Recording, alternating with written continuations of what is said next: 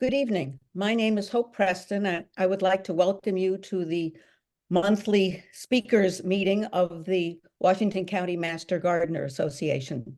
Before I introduce our speaker, though, I would like to read our land acknowledgement that, that we have had for several months, and it's a good thing to remind ourselves every once in a while. The Washington County Master Gardener Association acknowledges that the land occupied by our gardens rests on the ancestral lands of the Tualatin band of Kalapuians, who once lived along the Tualatin River before the forced removal from their land prescribed by the Willamette Valley Treaty of 1855. Members of the Confederated Tribes of the Grand Ronde and the Confederated Tribes of Siletz, the Kalapuya people continue to be purposeful stewards of their land by design. They managed a seasonal fire and harvest regimen until the 1840s and are currently involved in efforts to restore native habitat in the Willamette Valley. We seek to educate ourselves about their lifeways and collaborate with them using both traditional and scientific gardening methods. We further express our gratitude to their descendants for carrying on the traditions and culture of their ancestors. We invite everyone to appreciate and reflect on the resilience and healing power of the land and community of their ancestors. And now I would like to introduce Darren Morgan, a Willamette Valley native who has been an employee of Shonnards Nursery. He's the nursery manager of Shonnards in Corvallis and has been there for 33 years. We were talking before getting started, and he's doing 2 or 3 of these presentations, either live or by Zoom, every week and on various topics. So we may see Darren again. And we are very happy to have him here tonight to talk about, as you can see, growing root crops. And I hope you are going to discuss those things that maybe they're either manatees or they are the largest sweet potatoes I have ever seen. And we will please, if as questions come up, if you would put them in the Q&A, and then we will address them at the end. I'll sort through them and organize them and then read them out to Darren, and he can get into the Q&A. And also keep an eye on the chat, because we will, I think there are a few links that Darren has provided us that we can put up in the in the chat rather. So Darren, I will now turn it over to you.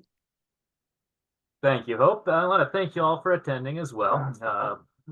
Topic I'm just completely passionate about, vegetable gardening, and always wonderful to be able to share some of what I've learned along my journey here. So root crops are wonderful crops, and they really do belong in every garden and in every kitchen. They have a lot going for them. Root crops provide a tremendous yield, a very intensive crop with lots of production in a relatively small space.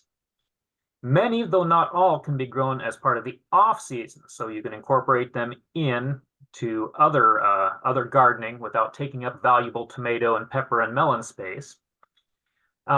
They have great storage potential. Many of them, again, there's a few exceptions, many of them hold really well. Some of them require some special considerations for storage. We'll differentiate a little bit here between storage post-harvest, which we'll talk a bit about, and ground storing. So ground storing is simply leaving a root crop, or in some cases other crops, in the ground after they're actually mature, and then harvesting them only as you need them, leaving them in the ground. And some root crops handle that well and others do not. And so we'll talk about that as we go through section by section here. Root crops share some basic needs. They need relatively loose, deep soils.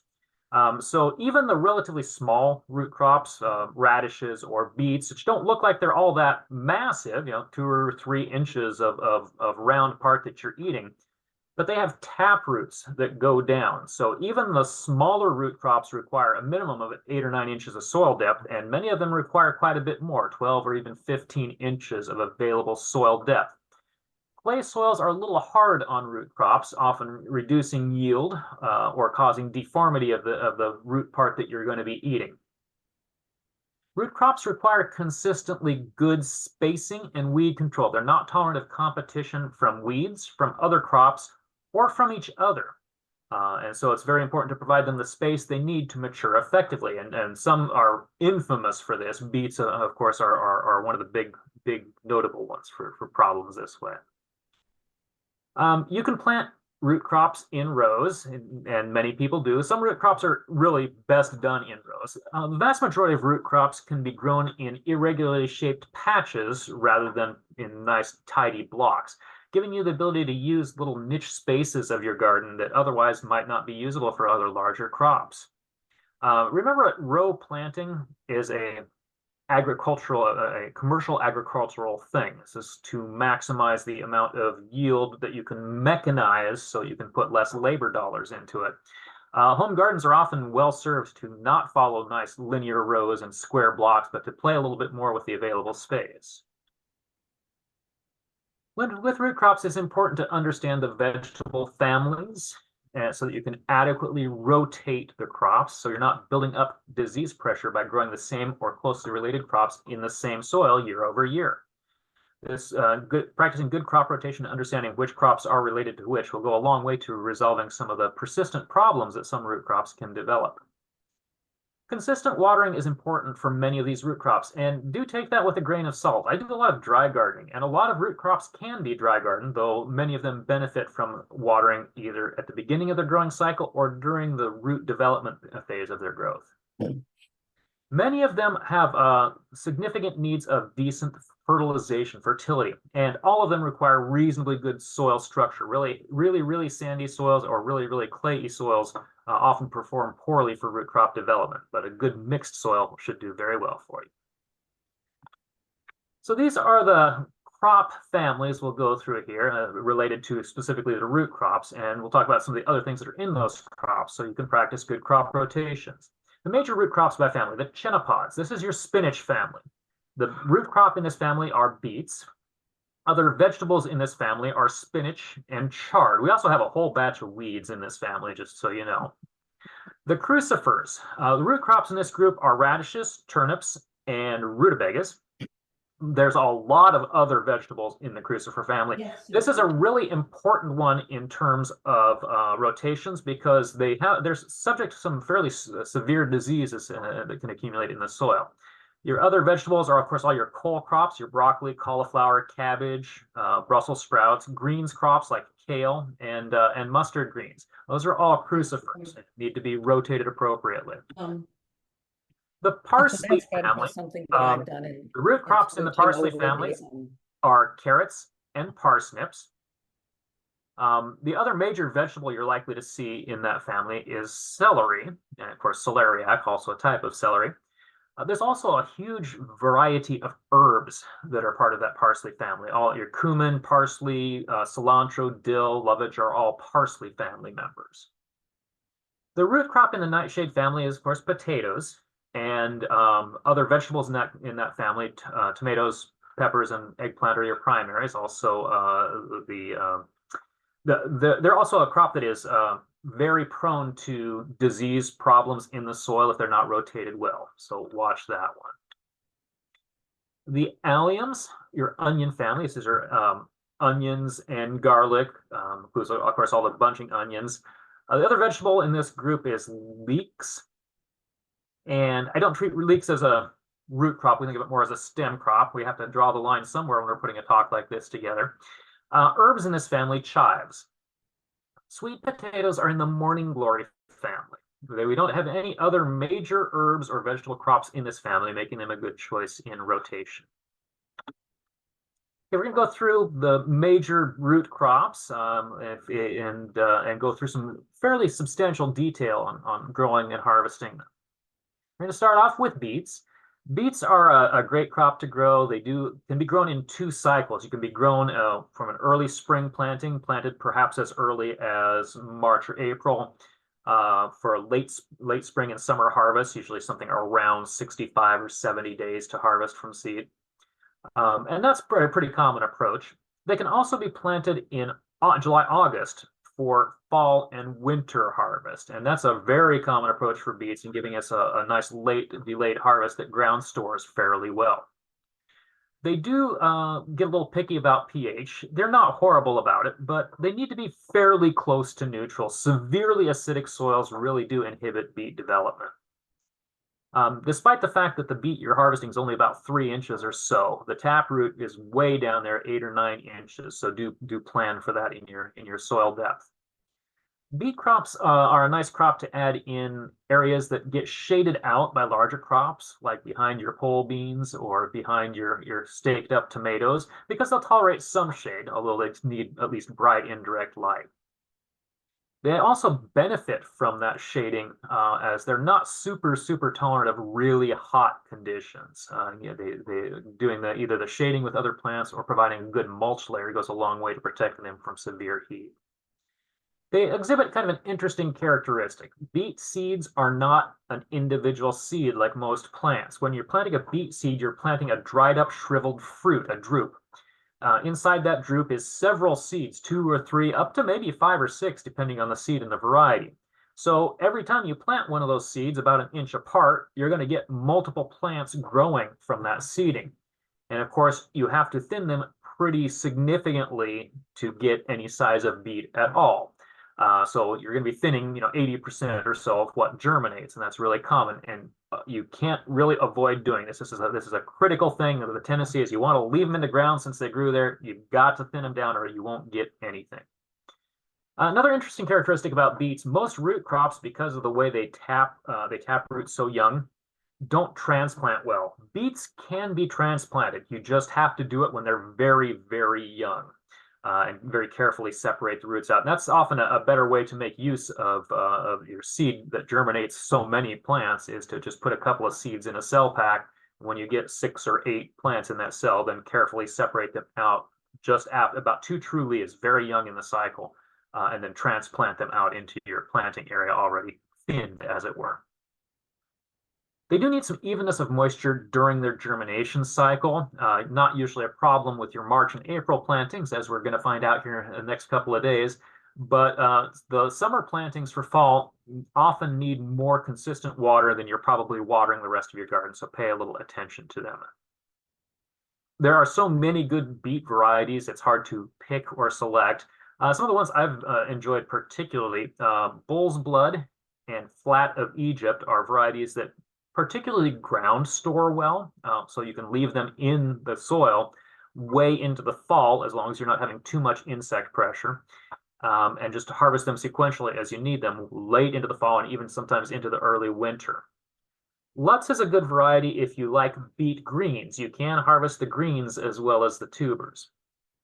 Touchstone is a beautiful kind of golden beet. Chioggia is a zoned beet, so if you slice them open, they're on alternating strips of red and white inside the bulb. Unfortunately, that does cook out when you cook them, but it's still kind of a pleasant thing to discover. Red Ace and Early Wonder are relatively fast maturing varieties, making them good candidates if you're short on season or for a spring planting that you want to get out of the ground before it gets too hot. So you're seeding these drupes about 1 inch apart, which means that for every foot, you're probably getting 20 or 30 plants. You need to thin those so that you're leaving 1 plant growing at about every 4 inches, so about 3 per foot. So yes, you have to thin very aggressively.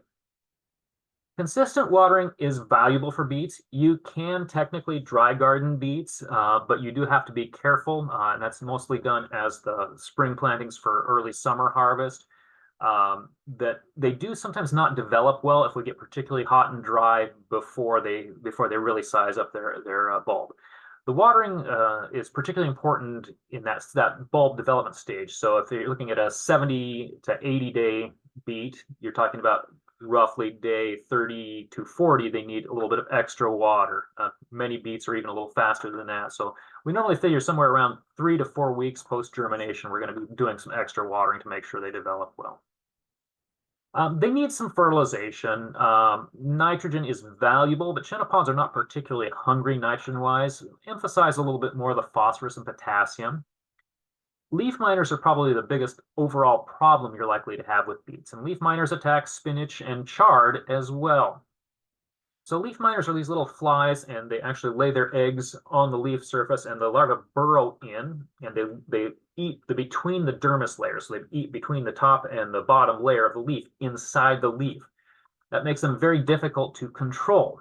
So the earlier you plant your beets in the spring, the less leaf miners are going to be a problem because they don't develop substantial populations until later in the summer.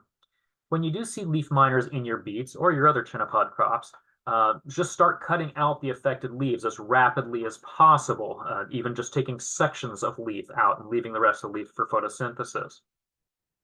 Ultimately, if you have a consistent leaf miner problem, you grow a lot of other chenopods, or you're planting in the late summer for the fall harvest, it's generally a good idea to use an insect barrier, a very lightweight fabric floating row cover that's designed to prevent insects without generating too much heat inside.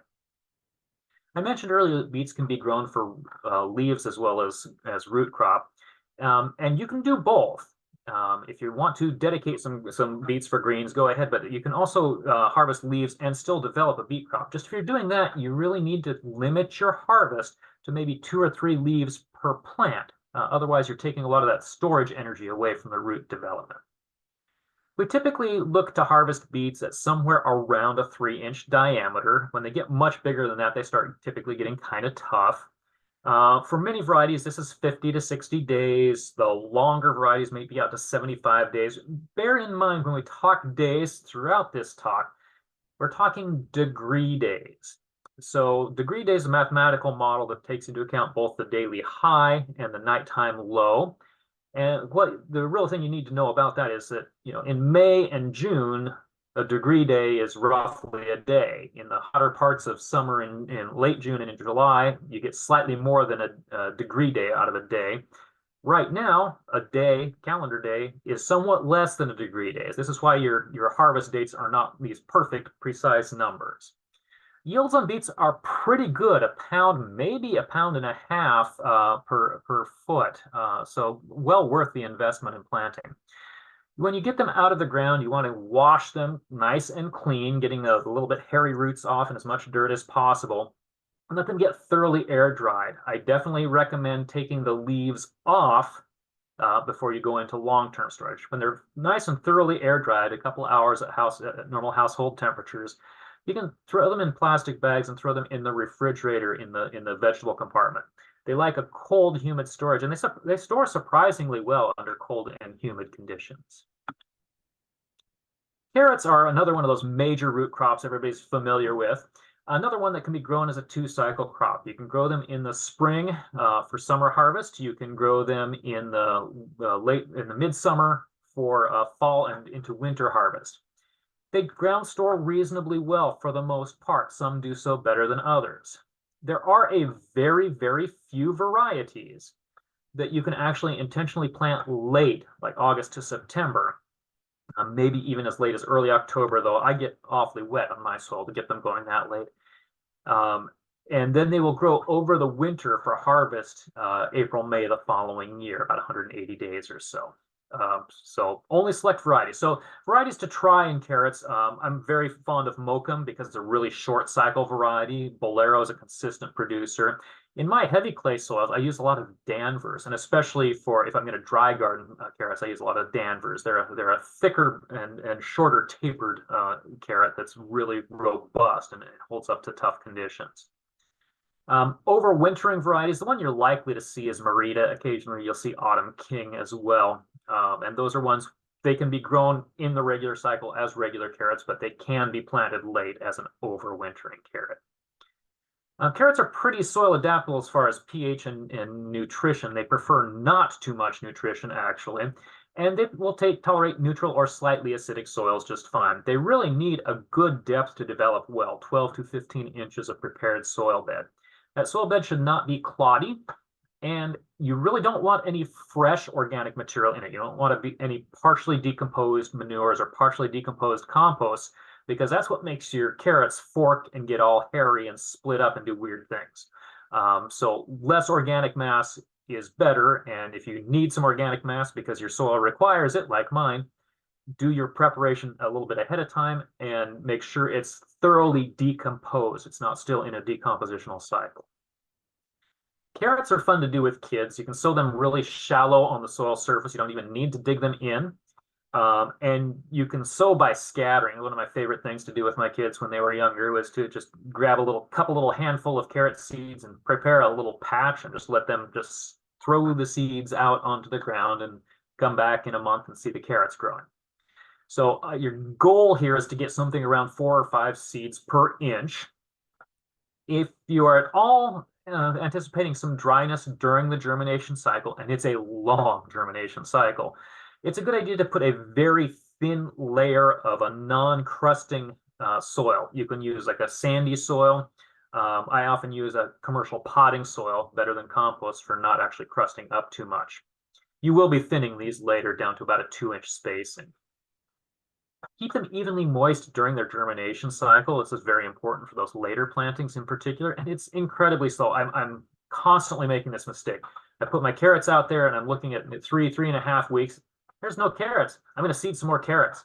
About the time I get that new batch of carrots seeded out there, about a day or 2 later, and you start seeing the first little sprouts coming up. 21 days plus from seed to first seed emergence, for seedling emergence. So very long cycle to develop up. From there, they grow pretty fast. So seedlings will start emerging as 2 true seed leaves. I don't normally thin until I see the first true leaf, which is the first leaf that's kind of serrate and frilly like a real carrot leaf. You can start thinning at that point. I usually thin twice to end up at about a 2-inch spacing, usually about 2 to 3 weeks apart between thinnings. As you get later into the season, it's very common for carrots to kind of push up out of the soil a little bit. Now, some root crops, that's fine, but if you do the carrots, they're going to green, and that top green part isn't going to be right. It's not going to taste right. It's not going to be palatable. So as they shoulder up, just rake a little soil or put a little layer of compost mulch over the top of those shoulders to keep the light off of them. Carrots can be dry garden. Once they've got through that germination cycle and they're well established, they really do not require irrigation. And I have dry gardened them many a time. You typically end up with a slightly lower yield of slightly smaller carrots on a dry garden situation. On the other hand, it's a real pain to dig carrots out of a dry garden, especially in a heavier soil. They harvest easily if you water thoroughly a day or 2 before you want to plant, so the soil digs well. Other than that, don't overwater. They don't appreciate constantly wet roots, and you can get some deterioration from excessive water. Moderate fertilization, little or no nitrogen. Too much nitrogen, just like too much organic mass, makes them fork, split, and get hairy. Do put a goodly amount of phosphorus and potassium in, depending on what your soil nutritional level is already. One major pest, carrot rust fly. So this is a maggot. The fly lays its eggs right adjacent to the seedlings very shortly after emergence, and then that egg hatches and that larva burrows down into the carrot, doing tunneling damage through the carrot. This affects carrots and parsnips. Spring plantings for summer harvest almost never have this problem. There's just not enough population of those flies around that early. But the summer plantings for fall and winter harvest, this is a chronic problem. The good news is those flies stop laying their eggs when you get several inches of growth on those carrots. So from the moment you start seeing the seed germinate on those summer plantings, if you put an insect barrier over them, and then you just clock about 3 weeks, about 20, 21 days after you see those seedlings emerge, you'll be past the window when they're at risk of carrot rust fly maggots.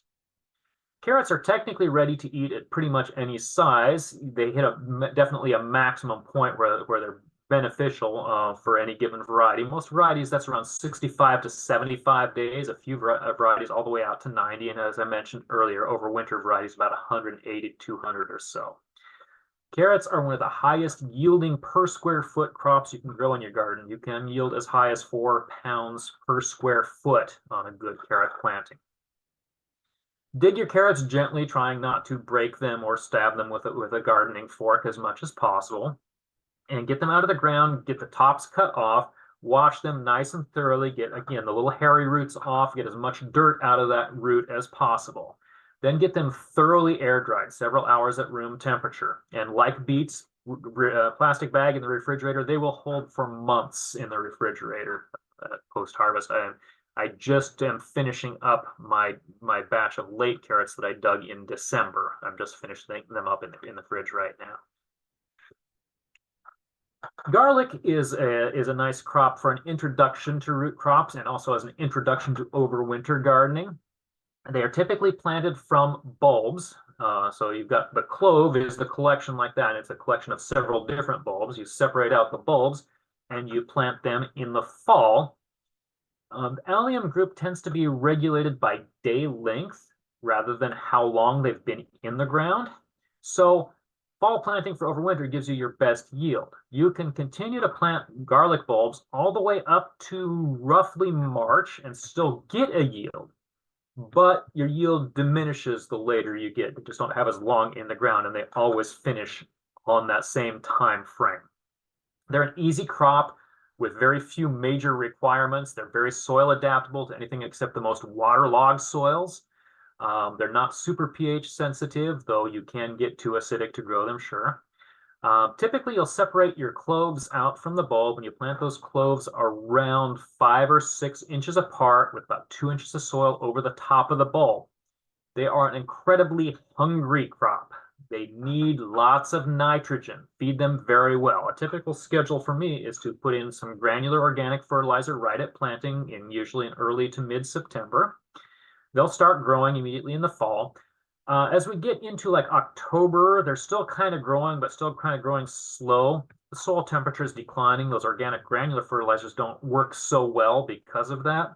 I'll supplement them with a little bit of a liquid organic fertilizer and then let them just slowly develop all through the winter.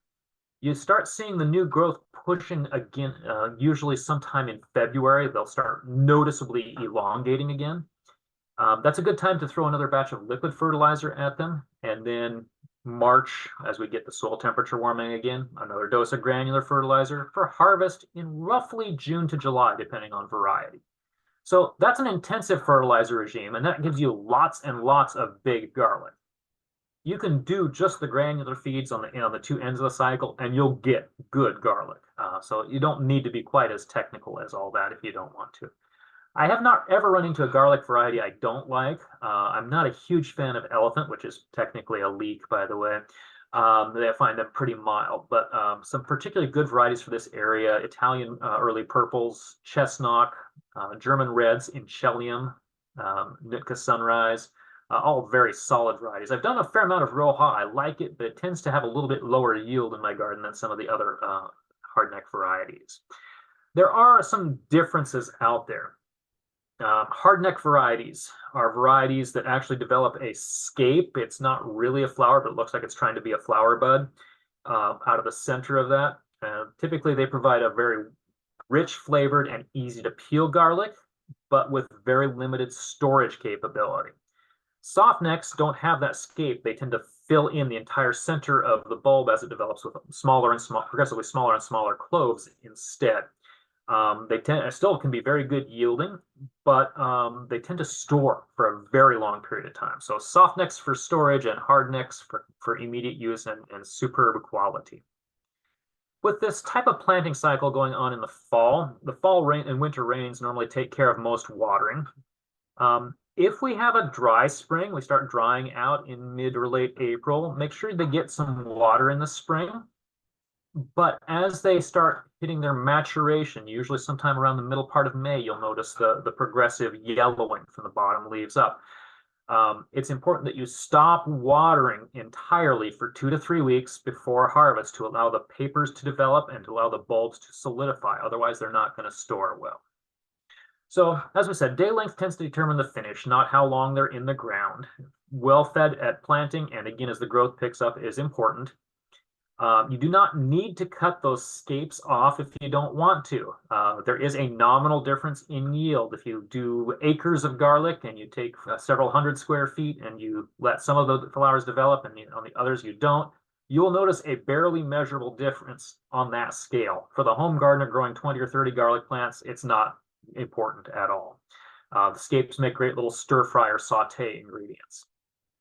It's a good idea to irrigate occasionally if the spring is dry.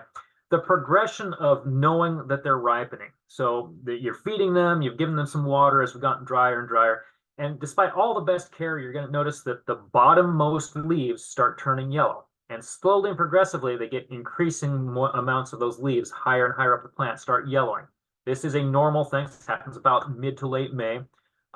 When you start seeing that, that's when you want to stop the watering. You're 2 to 3, maybe 4 weeks out to harvest at that point. You do not need to wait till all the leaves have yellowed. You do not need to bend down the foliage. When they've gotten nice and dried out and they've progressively yellowed to where you have maybe 2 or 3 green leaves on the top, get them out of the ground. Garlic does not ground store. Despite the fact that you're harvesting in the dry season, you are not worried about rotting them out in that sense. They will try to replant themselves if you leave them in the ground for any length of time. So as they're finishing out, just get them out. When those bulbs fall apart in the ground, you have trouble getting any good quality garlic out of them to store. When you've got them out of the ground, don't over-process, don't over-handle. Get them carefully dug out of the ground, and I just literally shake the worst of the muddy dirt off. You need to cure them. Don't wash them. I put them in 5-gallon buckets standing upright in my garage. So someplace that is warm and dry and not really in the direct sun, because they'll actually steal nutrients back out of the bulb and shrivel if you get them in too much sun. About 3 weeks or maybe 4 weeks after that point, they are cured. The paper has finished drying out. The bulbs are solidified inside the clove. And that's the point in time that then you can gently rub a couple of layers of paper off, taking the worst of the dirt off. You can cut the tops out of them at that point. It's a good idea for longer term storage to get the tops out of it, unless you're going to braid them for storage, which is fine. And once they're cured like that, they will go into their storage mode. So typically we want to store them at moderate to cool temperatures. At room temperature, we lose 20 or 30% of their storage life. But if we're keeping them just below that in the 50s or down even into the 40s, they'll hold longer, but don't go all the way down to refrigeration temperatures. That gets too cold for them. Hardneck garlic will likely store something like 3 months, maybe 4, and then it'll start sprouting again right away. You'll notice it's sprouting. They won't hold much past that.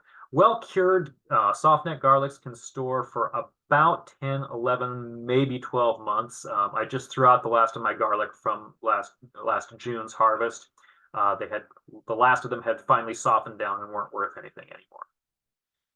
Yield is really variable depending on how successful you are and also somewhat on varieties. You can assume that for every pound of garlic you're planting, you're going to get something around 4 to 5, maybe 6 to 7 pounds harvested.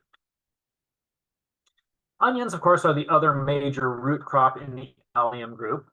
There's a lot of different ways to plant onions. They all have some advantages and some disadvantages. Onions are a relatively easy crop, but they also respond adversely to stress. And we'll talk about that a little bit later here, but be aware that while they're relatively simple, even with the best of effort and intent, sometimes things go wrong and you have a poor year.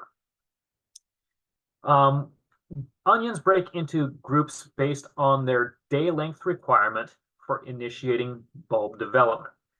So you will see onions listed as short day onions, long day onions, or intermediate day onions, are sometimes called day neutral onions.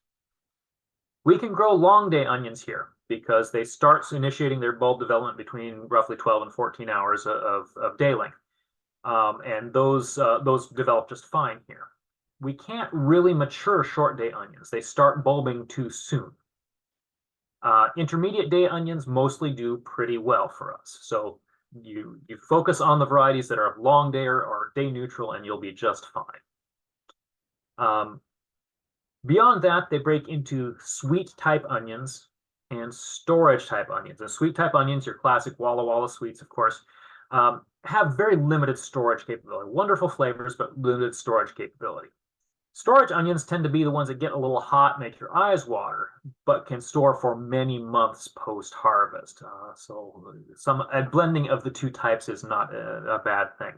Many of the day-neutral varieties combine to some extent, one extent or another, some characteristics of both storage onions and sweet onions, which is why they're relatively popular, but they do tend to be relatively smaller onions overall.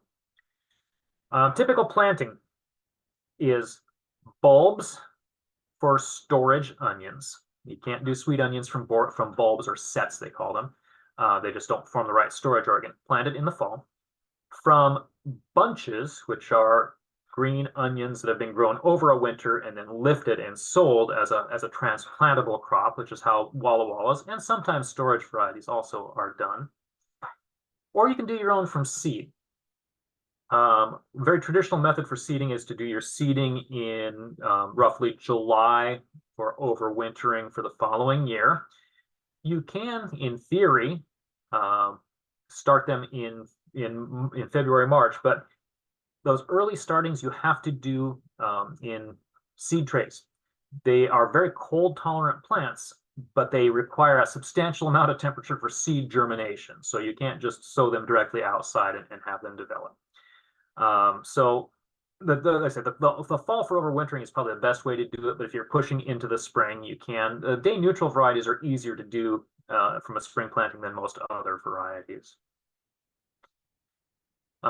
Typically, your spring plantings and your late summer plantings will not, or your later fall plantings won't really need watering in. Like from the storage bulbs, we often get enough water; they don't really need it. But your summer seedlings are really a pain to get sprouted. So if you're trying to direct sow them in the garden in June or July or August, you're gonna have trouble getting them up without consistent watering. Often, again, for that reason, we'll start them in seed trays and then transplant them out. It's often much easier. So day length determines your finish time, and we don't grow the short day onions here. They're hungry like the garlic. They lack lots of nitrogen. Feeding at planting and feeding again in the spring as the growth picks up is very important. Even more so than garlic, they hate competition from each other or from weeds or from cover crops in the garden. Keep them well clean. Keep a 12-inch space around on both sides of your rows cleaned out. Now, we talked about garlic setting scapes and how that wasn't a problem. When onions bolt, when they set a flower spike, that is a problem. That is a partial failure of the crop. So the things that cause that are quite variable, but are usually related to stresses. For example, getting too wet and too dry in alternation will stress them. Getting them partially growing and then drying them down will stress them.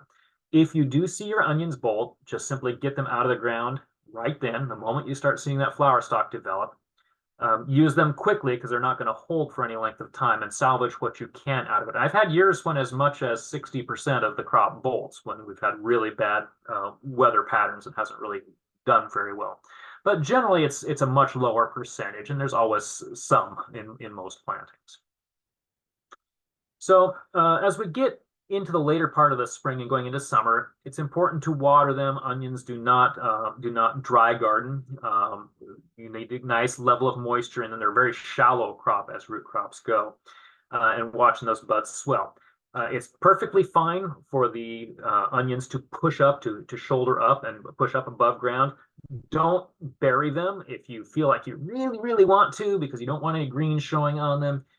It's okay to mulch a little bit of soil or a little bit of mulch up over the shoulders of the bulb, but nothing in contact with the foliage of the neck. That will cause a rot that will affect your storage dramatically. But it's fine to let them just hip up and push up out of the ground and just sit there. That's just fine. Like with garlic, you'll see them go through their maturation cycle and begin to yellow, and you'll also see them begin to flop. And that's a sign that they're kind of finishing up. When you start seeing that happening, stop watering. It's very important you stop watering at least 1 to 2 weeks before planned harvest. Once you've had that 2 weeks in ground dry, your options are to get them all out of the ground and process them for storage, or to leave them in the ground. They actually, in a dry summer condition, will ground store pretty well. The sweet types still don't do that very well. The storage types will hold in the ground quite well. It's a real common pattern for us to leave them in the ground, harvest them as we need them, and then make sure we get all the last ones out of the ground before the rains really come in the fall, which will ruin them.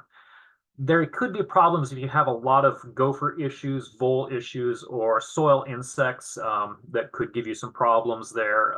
You might need to get them out a little sooner than that, but the potential for ground storage is definitely there.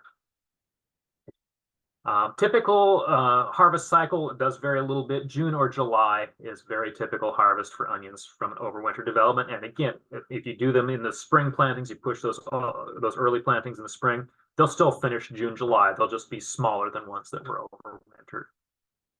So get them out of the ground gently. Don't overwash or overhandle them. Leave them kind of dirty but not muddy, and let them cure in a warm, dry location 3 or 4 weeks, just like with garlic. Yields can be pretty good on onions, but not as high as a lot of the other root crops. 3/4 of a pound per foot of row is pretty typical for me. You can certainly go a little above or below that. Parsnips are an unusual crop. So this is, again, your carrot family. They're a very, very, very long tuber. You've got to have 12 to 15 to 18 inches or more of deep soil to grow them in. They also take a very, very long time. This is a crop that you plant in the main part of your gardening growing season in May for a harvest fall through winter. And in many cases, we'll leave them in the ground till harvest in January, December or January. So like carrots, they germinate with a little bit of sporadicness. And like carrots, they take a very, very, very long time to germinate.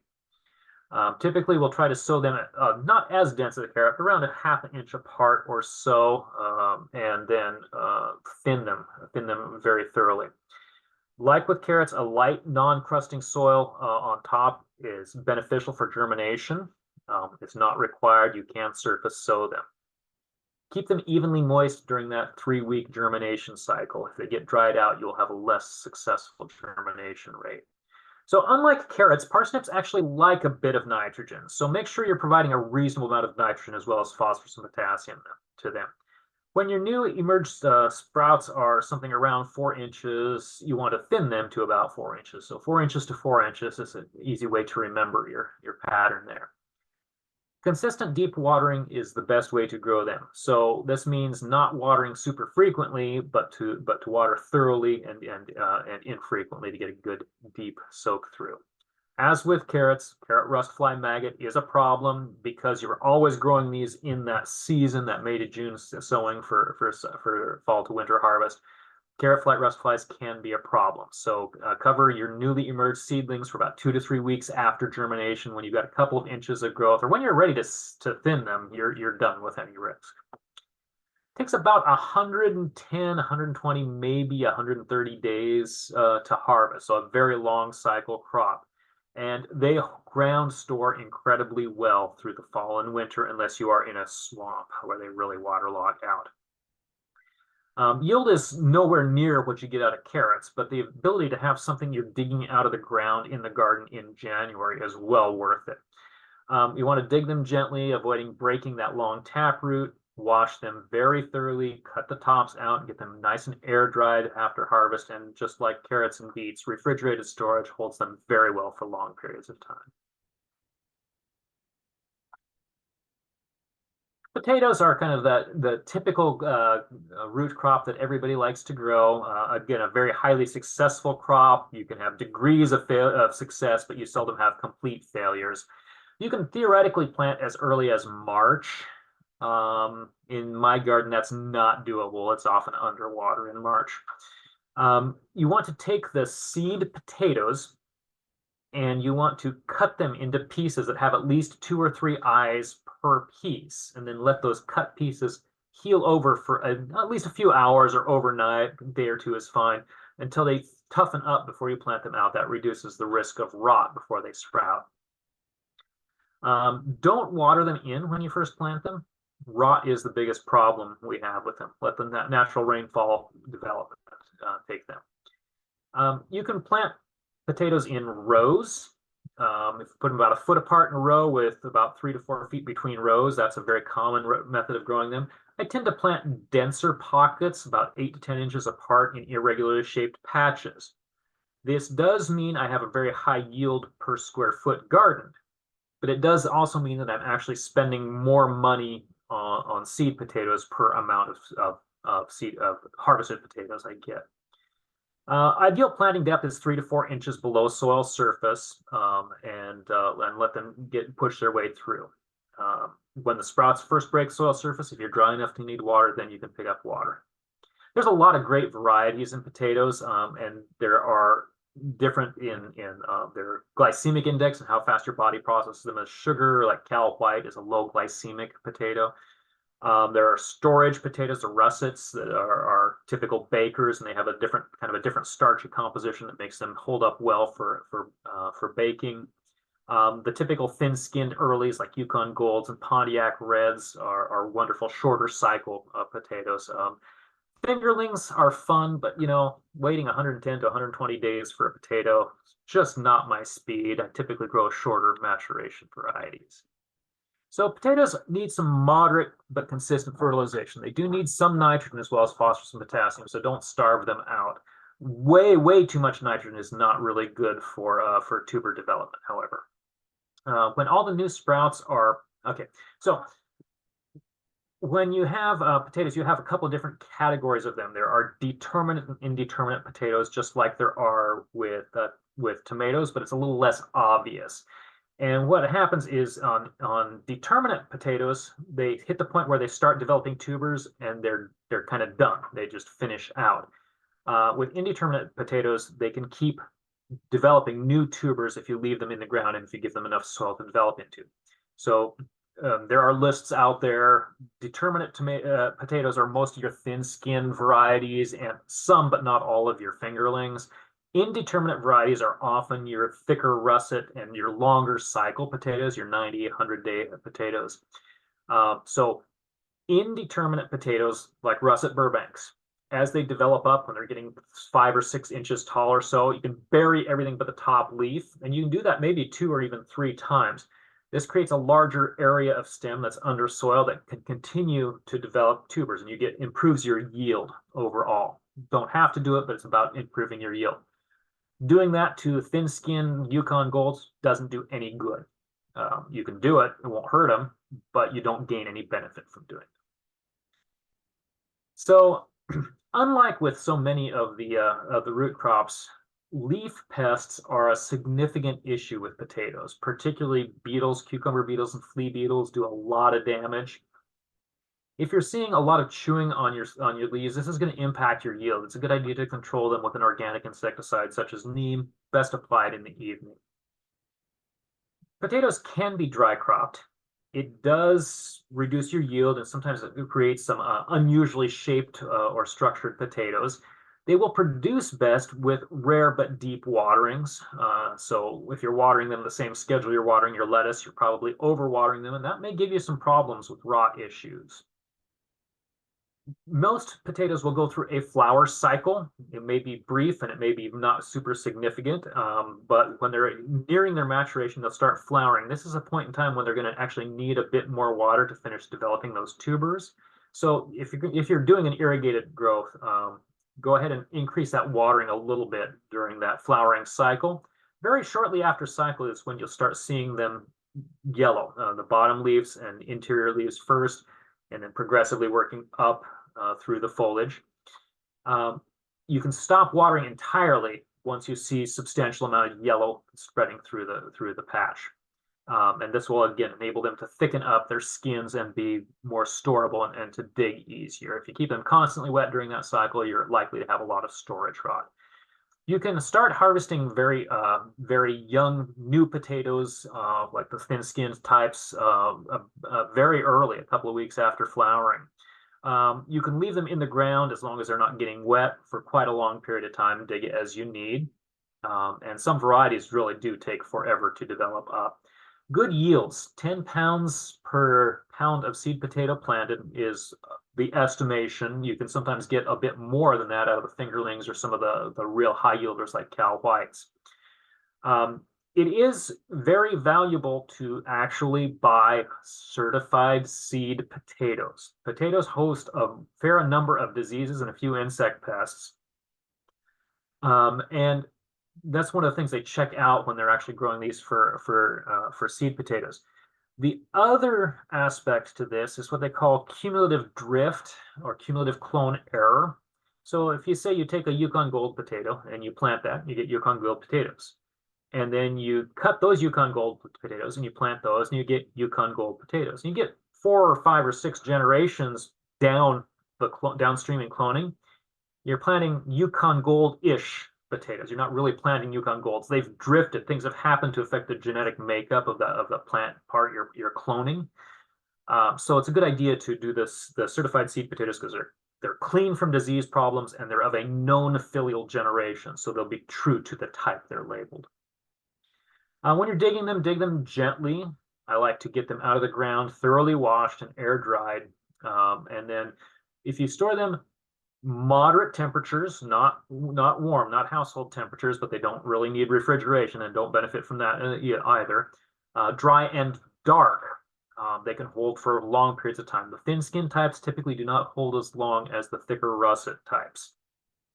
What happens if you refrigerate them is that you change the characteristic of the tuber itself. It gets more watery.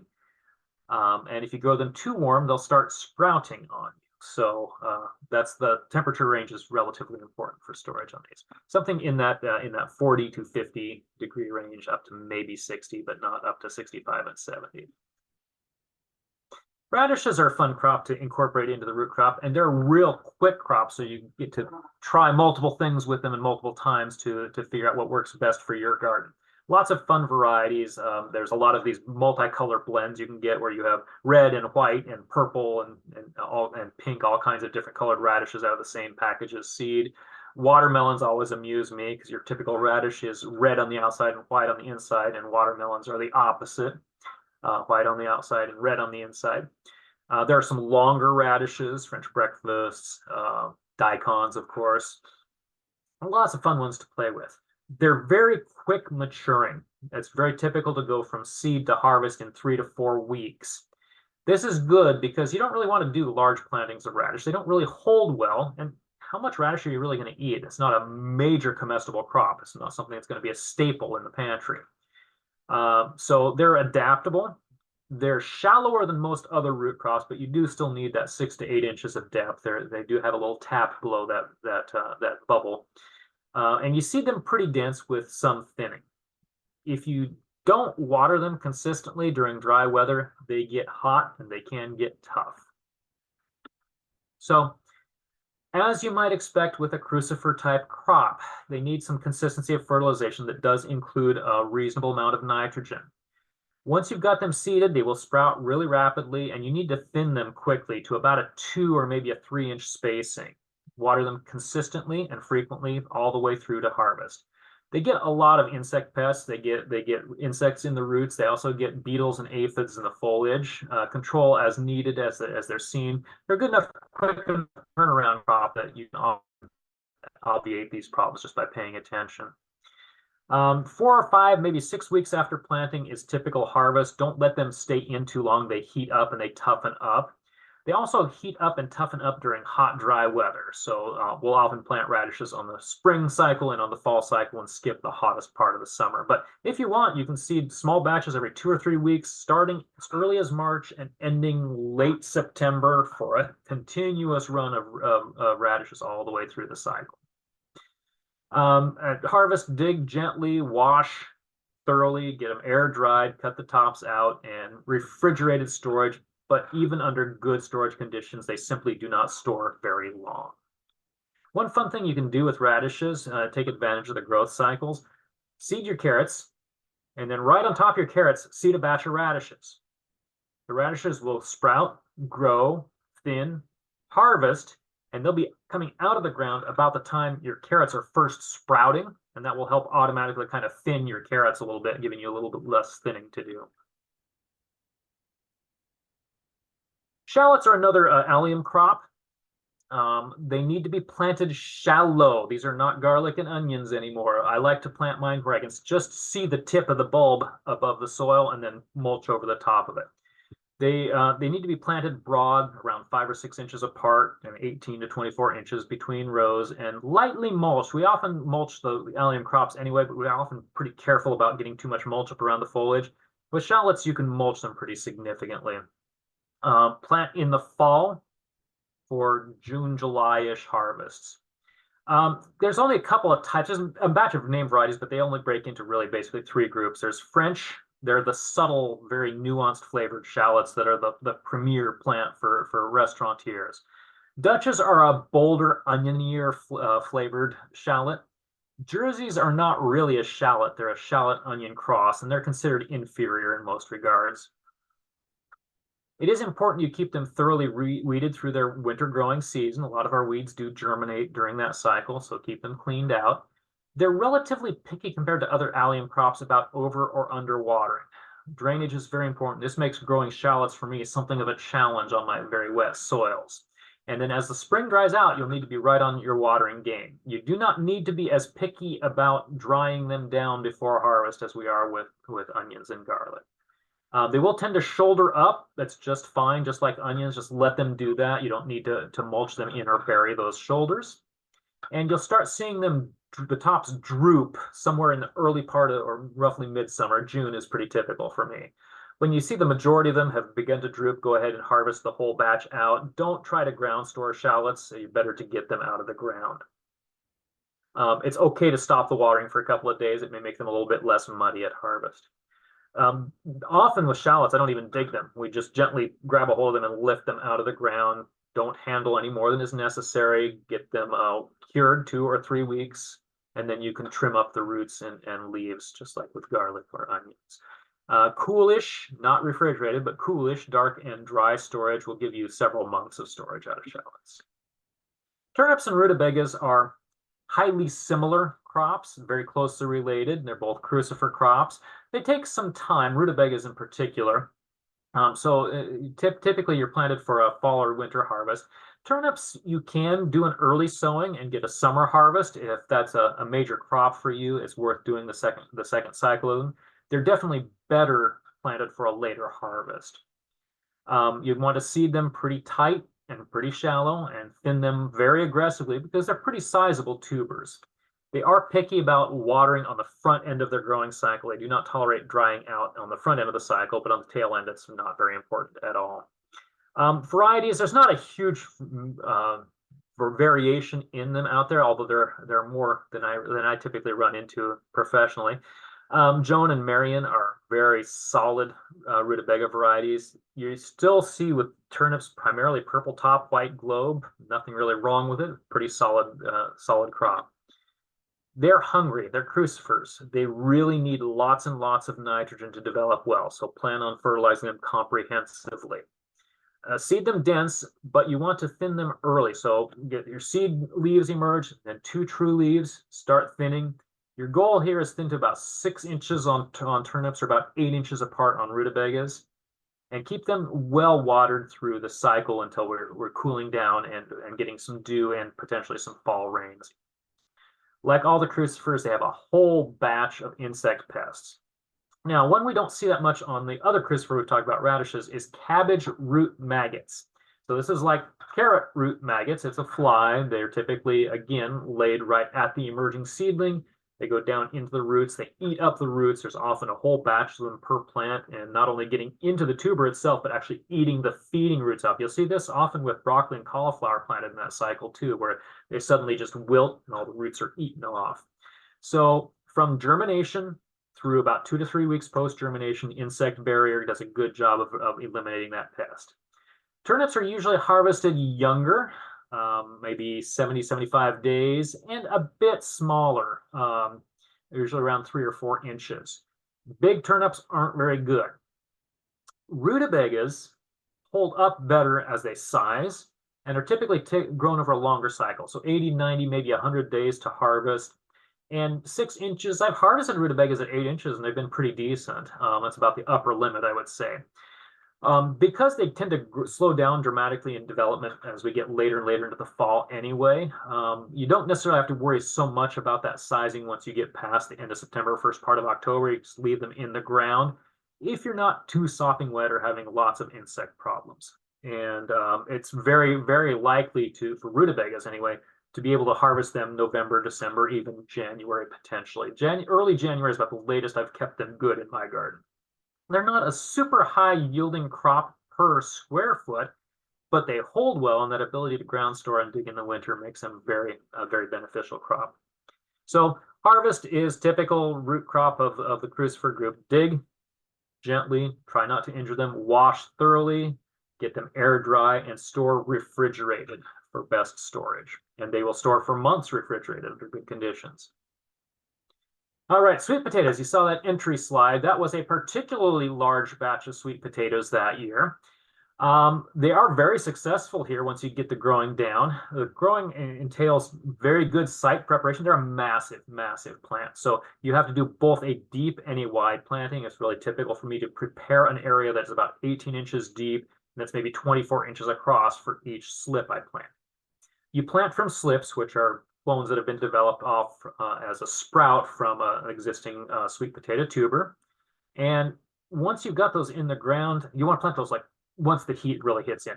It's very typical for me to be planting them late May or even very early June. You need to allow lots and lots of space. From that point, they're going to grow about 4 feet in all directions, roughly, on the vines, and you can't be constantly walking on them. So they're a big, sprawling crop. Good idea to feed them thoroughly at planting and to water well. And I often plant through an underlay to keep the soil temperature high and to keep weeds down, because damage to the vines is a problem. Now, you can't just grow any sweet potatoes here. A lot of the ones that are grown in the South just don't do that well here. I've had very good success with Covington and Beauregard. Centennial has been good for me. Murasaki Purple has been wonderful. And Georgia Jet's probably my most overall consistent performer. So lots of fertilization, morning glory family, large vine development, plenty of nitrogen as well as phosphorus and potassium. The general accepted wisdom is to water consistently and deeply all the way through the summer. The last few years I have taken to dry gardening them. They can be dry gardened if the site is prepared well. Harvest is, weeding around them is important to be very gentle. Anytime you have to move those vines, you have to be careful not to bruise the vines or trample them or bend them or crimp them. Every spot you get a damage in that vine, they're going to try to set little roots down into the soil, and then this disperses the energy. So instead of having these nice big tubers, you have a whole batch of little things pencil-sized all over the soil area where those vines were. So avoid damaging the vines to avoid that problem. They don't really have anything to speak of in pest and disease problems. Yes, I get an occasional beetle on them, but deer love them. People eat the leaves too. In Asia, it's a common leaf crop as well, but deer will go to them in my garden before any other crop in the garden at all. They really love them. Harvest happens late in the season, so you can wait till a light frost or not, but October is the harvest cycle. You want to get them out of the ground before we've either had substantial number of frosts or before we've had substantial amounts of rain. As they get wetter, the risk of getting rots during storage is significant. You need to dig them very gently and very carefully. So if you've got your crown sitting here and your vines out here, I typically will gently collect all the vines and clip them off well above the actual crown part of the plant. Then I will come out about 2 feet from that crown, and I'll start digging in with a fork or shovel at a slanted angle, and trying to find those tubers. As we start breaking up that soil, you'll find some tubers clear out here. You find the majority of your tubers are attached right off of that central crown, but you can be finding tubers 18 to 24 inches away from the parent crown. They can be substantial. So dig very gently. You want to injure these as little as possible. So don't stick your fork into them. Don't try to break them out of the ground. You've got to gently dig around them to free them up until you can lift them out. Don't drop them in the bucket. Set them in the bucket. Bruising them will impact your storability, and that's one of the big things about sweet potatoes is their ability to store. Do not handle. Do not wash. Just get them out of the ground and get them spread out to cure.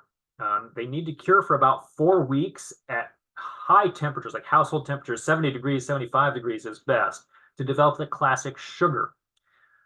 Even after they're cured, I never wash them. Once they're cured, then I'll box them. I'll put them in big cardboard boxes, a layer on the box and then a layer of newspaper. I'll go up to 3 layers deep, but not deeper for long-term storage. And if you store them dark and warm, 60 degrees or so, with a little humidity is good.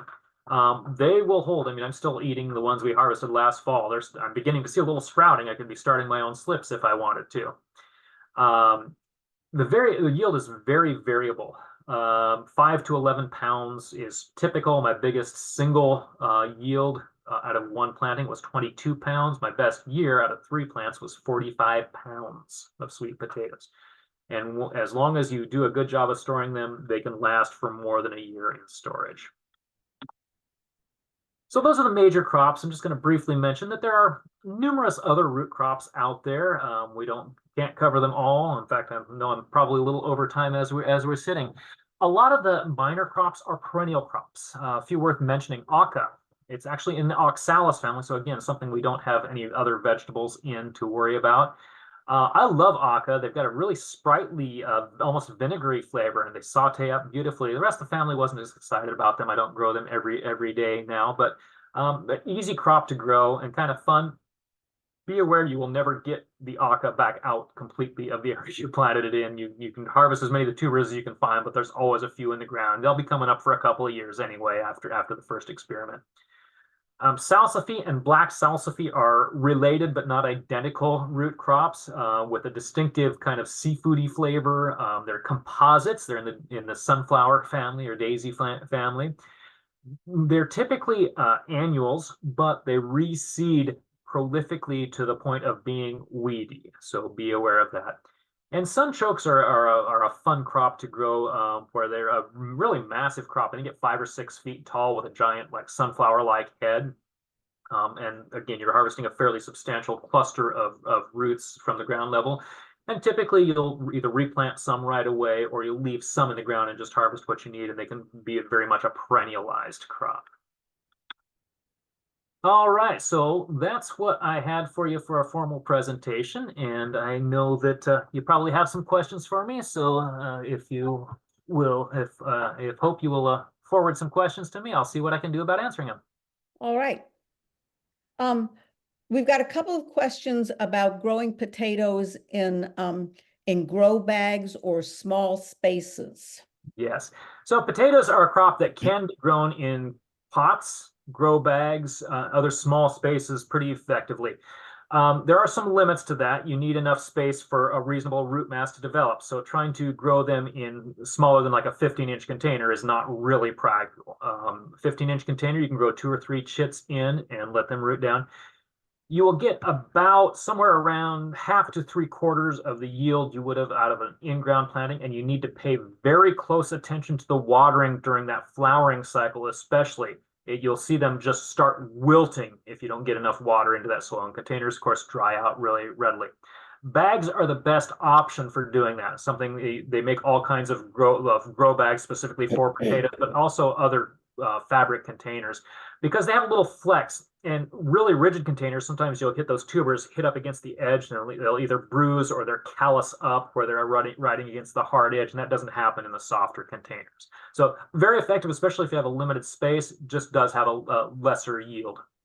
Okay. Another question: if you've got potatoes at home and they're starting to develop eyes, can you plant those? So, and we talked a little bit about that, about cumulative cloning error. The big thing I worry about with replanting your own potatoes is if you're going to do that, you really need to educate yourself very thoroughly about the symptoms of diseases. So I want you to go back to your history lessons and talk about the potato famine. So Ireland, they grew potatoes as a monoculture crop over fairly substantial amounts of land, and they always grew potatoes there time after time after time. And this was successful until suddenly it wasn't. They developed a disease that was residual in the soil, and this wiped out entire crops and an entire livelihood to where the people were leaving the country because there was nothing to eat. I was unclear in the question. This was a store-bought potato. Okay, store-bought potatoes that are organic have the same potential issues. You still need to be able to recognize the potential diseases like Phytophthora that might be residual and might give you problems long term. Potatoes in non-organic potatoes in the grocery store are often treated with a sprout inhibitor that will dramatically limit their ability to be regrown. Organic potatoes are not and are theoretically plantable. Absolutely. All right. Annette Bell is asking, what's a good source to buy just nitrogen and then just phosphorus and just potassium? Okay. If you are interested in mixing your own ingredients to make your own composite fertilizers, I strongly recommend you get single source organic nutrients. It's the easiest way to do that without creating problems, because single source synthetic nutrients are often too rich or too hot, and you have problems if you don't do it carefully. Blood meal is a single source nitrogen source. Bone meal is almost pure phosphorus, not quite. Potassium, I normally don't worry too much about. We tend to have adequate amounts of potassium available. If you're deficient, you can get potassium from wood ash, is an easy way to get it. Just be aware that potassium doesn't really dissipate. So like nitrogen gets used up by biologicals in the soil, whether it's plants or microbes. Phosphorus tends to get, in any form that it can be used by plants, tends to get used by biologicals or washed out. Potassium kind of sits, and you can build up too much potassium in your soil. So when you're talking about relatively non-precisely measured amounts of potassium, I worry about you overdoing. So wood ash is a good source, but don't overdo for potassium. All right. And what do you recommend? What organic fertilizing regimen would you recommend, if any, for beets?